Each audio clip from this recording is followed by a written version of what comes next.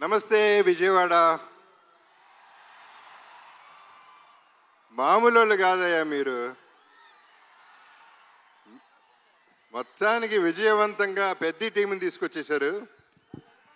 రామ్ చరణ్ని తీసుకురాగలిగారు. Mainly thanks to MP గారు.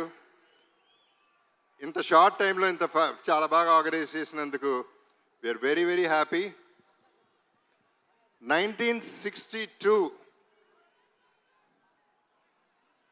బెంజ్ సర్కిల్ దగ్గర సరోజినీదేవి హాస్పిటల్లో నేను పుట్టాను. అప్పుడు బెజవాడ. సో బెంజ్ సర్కిల్ నాకు బాగా తెలిసి అప్పుడు వాకింగ్ స్ట్రీట్ అయి ఉండేది.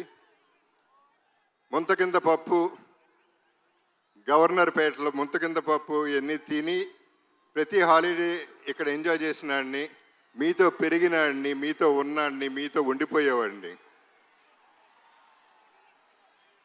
నేను ఇక్కడ పుట్టింది ఎంత వాస్తవం. పెద్ది అనే సినిమా ఇండస్ట్రీకి, డిస్ట్రిబ్యూటర్స్కి, ఎగ్జిబిటర్స్కి, మాకు ఆర్టిస్టులకి, మీ అందరికీ పెద్ద దిక్కు అవుతుంది. ఇది వేరే రేంజ్కి వెళ్ళిపోయే సినిమా. అందరూ గట్టిగా ఊపిరి పీల్చుకునే టైం, అందరూ ఆకలి, అందరు దాహం తీర్చే టైం ఇది. నాకు కూడా, ఎందుకంటే నాకు మంచి క్యారెక్టర్ వచ్చి 8 ఏళ్ళు అయింది. అంటే అరవింద సమేత తర్వాత పెద్దిలో నా క్యారెక్టర్, నాకు బుచ్చిబాబు నన్ను ఎలా ఊహించాడో నాకు తెలియదు, కానీ అప్పల్ సూరిగా నాకు తెలిసి ఇదే నా బెస్ట్ క్యారెక్టర్ అవుతుంది. సినిమా కూడా బెస్ట్ సినిమా అవుతుంది. ఇక రామ్ చరణ్ మెగా పవర్ ఏంటో ఈ సినిమాలో చూపిస్తాడు. ఏ స్టేట్కి వెళ్ళినా, ఏ కంట్రీకి వెళ్ళినా అక్కడి నుంచి 6 కొట్టాడు. ప్రతి షాట్ సినిమాలో 6రే. మీరు క్యాచ్ పట్టుకోవాలంతే. వాళ్ళ నాన్నగారు చిరంజీవి గారితో ఒక చిన్న డిస్కషన్ జరిగింది, మెగాస్టార్ గారితో. అప్పుడు నేను చరణ్ అంటే నాకు చాలా ఇష్టం.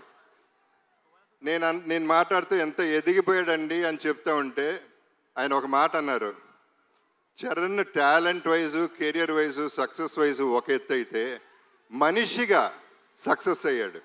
ఒక మంచి మనిషిగా.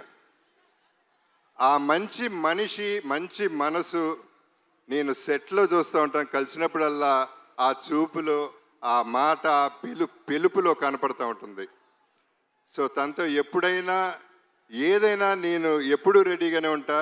ఎందుకంటే ఆపర్చునిటీ రావటమే గొప్ప విషయం. తన మనసు గురించి చెప్పాలంటే సాయిధరం తేజ్ ఒకసారి అన్నాడు, తన ఇంట్లో వాళ్ళ పేరెంట్స్తో పాటు వాళ్ళ బాబాయ్, మన డిప్యూటీ సీఎం గారు పవన్ కళ్యాణ్ గారు,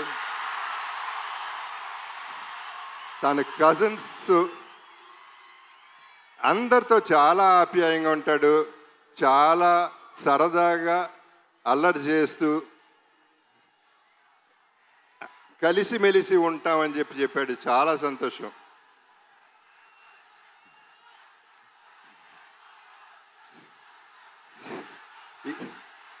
ఈ పర్టికులర్ సినిమా గురించి నేను ఎక్కువ చెప్పదలుచుకోలేదు, ఎందుకంటే